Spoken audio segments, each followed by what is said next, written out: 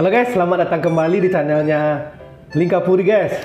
Nah, kali ini kita sudah merangkum bagaimana Indonesia melompat lebih cepat, banyak kemajuan-kemajuan yang telah berhasil dicapai oleh bangsa kita Indonesia guys. Bahkan negara-negara maju sampai negara tetangga pun ikut kagum dengan keberhasilan Indonesia saat ini guys. Nah, penasaran seperti apa videonya? Yuk langsung kita gas. Pertanyaan kapan Indonesia punya energi masa depan sendiri? Itu dia. Jawabannya ternyata sudah bergerak diam-diam. Dan apa yang disiapkan pemerintah ukurannya hampir tidak masuk akal. Negara sedang menyiapkan 920.000 hektar, hampir 1 juta hektar untuk satu tujuan. Memastikan Indonesia bisa memproduksi bahan bakarnya sendiri tanpa impor. Lahan ini tersebar dari Sumatera, Kalimantan, Sulawesi, sampai Jawa, ex-HGU, dan lahan terlantar yang selama ini dibiarkan tidur. Sekarang dipetakan ulang untuk satu mimpi besar, bioetanol nasional.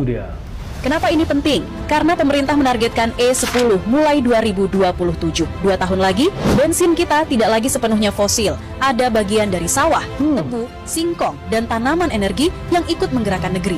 Dan yang menarik, Pertamina sudah melangkah duluan. Pertamax Green 95, bensin dengan campuran etanol 5%, sudah jalan dan beredar dan stabil, dikonsumsi 100 sampai 110 kiloliter per bulan. Artinya, saat E10 tiba, ekosistemnya tidak mulai dari nol. Lahan disiapkan, teknologinya bergerak, dan jalurnya sudah dibuka.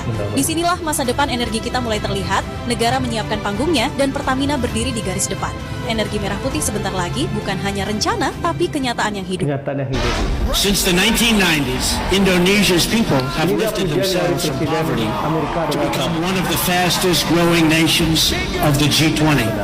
Today, it is the third largest democracy on earth. Is to govern their vast chain of more than 13,000 islands. Sebagaimana Tan Sri sebut faktanya, negara ketiga demokrasi terbesar di dunia. Kalau diukur, Indonesia adalah negara majoriti umat Islam yang Indonesia makmur, maka tetangga ikut berdampak makmur juga gitu guys ya. Ya. demokratik terbesar di dunia.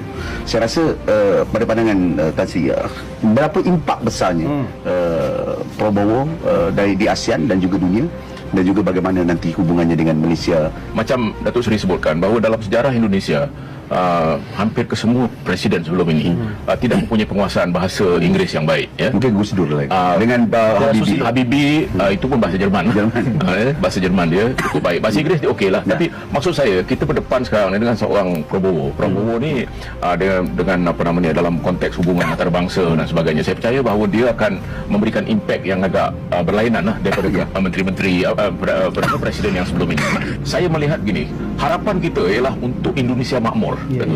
Untuk menjadi sebuah negara yang maju, dan saya percaya bahawa if they put their house in order, Indonesia ini akan menjadi satu kuasa ekonomi yang cukup luar biasa dengan jumlah penduduknya yang ramai, dengan keupayaan dan kemampuan teknologi yang dia ada, dan dengan sumber daya sumber buminya yang sebagainya ya. European countries, even Itu dia. Presiden Putin ikut meramalkan dengan kebangkitan Indonesia sekarang ini guys. Itu buktinya bahwa negara-negara besar dan tetangga pun ikut menyoroti perkembangan dari Indonesia, khususnya kinerja Bapak Prabowo sekarang ini. Ourselves to be great powers. Just come to think of it, Indonesia is home to 280 million and it is fast developing. You know what's happening? The world is drastically changing. I was completely wrong, really completely wrong, because I thought Indonesia was so poor. In Europe, in France, we used to say that Indonesia is so poor. And when I arrived here, I'm here since 3 months, and for me, I don't see a poor country. I see people who want to develop, who want to be rich, who are grateful for what they have, who want to always struggling and manage their life and handle their problems by finding small jobs, by trying to sell food, by trying to sell product, sell clothes. And really, I'm sorry, because I thought it was also the case. I'm living in Jakarta, so maybe I don't see other cities or village, but for me, Indonesia is absolutely not poor. It's a country who will become rich in years to come. Guys, Indonesia lagi bikin lompatan besar di perdagangan dunia. Menko Perekonomian Airlangga Hartarto datang ke Forum Future Investment and Trade Singapura, dan misi besarnya jelas, mengubah perdagangan internasional jadi serba digital tanpa kertas. Namanya paperless trade, dan ini bukan gaya-gayaan. Sistem ini bikin biaya turun, proses makin cepat, dan transaksi jadi transparan. Yang paling diuntungkan UMKM karena dokumen ekspor impor tinggal klik, akses pasar global makin gampang. Indonesia juga tegas bilang, siap gabung FIT, apalagi ekonomi digital, kita diprediksi tembus 360 miliar dolar Amerika Serikat di 2030. Standarisasi dokumen elektronik, keamanan siber, sampai sistem digital antar negara semua lagi dikebut. Dan bonusnya, perdagangan digital ini ikut dorong ekonomi hijau dan sejalan sama komitmen net zero Indonesia. Kata Menko Airlangga, Indonesia siap bangun arsitektur perdagangan yang kuat, modern, dan inklusif. Ini saatnya UMKM naik kelas. Yuk dukung UMKM Go Digital demi Indonesia maju. Kita telah mentransform seluruh daripada atas sampai bawah di pertanian dan hari ini Indonesia dia telah berjaya tanpa perlu mengimport. Alhamdulillah kita hampir pasti Tuh. swasembada kita rebut dalam waktu yang sesingkat-singkatnya. Insya Allah kalau tidak ada aral melintang, 1 bulan ke depan kita capai swasembada. Pengakuan dari beberapa negara. Yang pertama, negara tetangga. Pengakuan dari beberapa Ada testimoninya menyampaikan. Maka presidennya pada satu ketika mengarahkan Menteri Pertanian untuk membuat transformasi pertanian. Perubahan Dan di pertanian. mereka telah mentransform seluruh daripada atas sampai bawah di pertanian dan hari ini Indonesia dia telah berjaya mengeluarkan hasil pertanian untuk kegunaan negara dia tanpa perlu mengimport sebanyak 9 jenis. Di Malaysia sudah ada berapa jenis? Juga dari Menteri Keuangan bahwa pertanian penyumbang tertinggi PDB. Sektor pertanian yang menjadi tulang punggung bagi ketahanan pangan tumbuh sangat tinggi 10,52%. Pangan kita melompat tinggi, bahkan diprediksi 35 juta ton. FAO memprediksi kita 35. Dan kita berada nomor 2 kenaikan pangan, produksi pangan seluruh dunia setelah berhasil. Mudah-mudahan tahun depan bisa nomor 1 dunia kenaikan produksi pangan kita. Itu dia guys.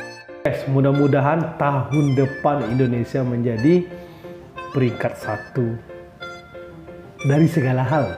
Itu yang kita doakan. Nah, saat ini keberhasilan Indonesia yang dipimpin oleh Bapak Prabowo itu memang benar-benar jadi sorotan serius dunia. Karena yang selama ini Indonesia mungkin bisa dikatakan sebagai hanya penonton, dikatakan begitu, sekarang menjadi pemain utama untuk kebangkitan dari segi teknologi pertanian. Khususnya sekarang Indonesia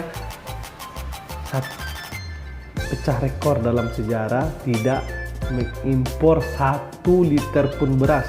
Bahkan negara-negara tetangga pun sampai gigit jari gitu guys ya. Kita doakan Indonesia terus lebih maju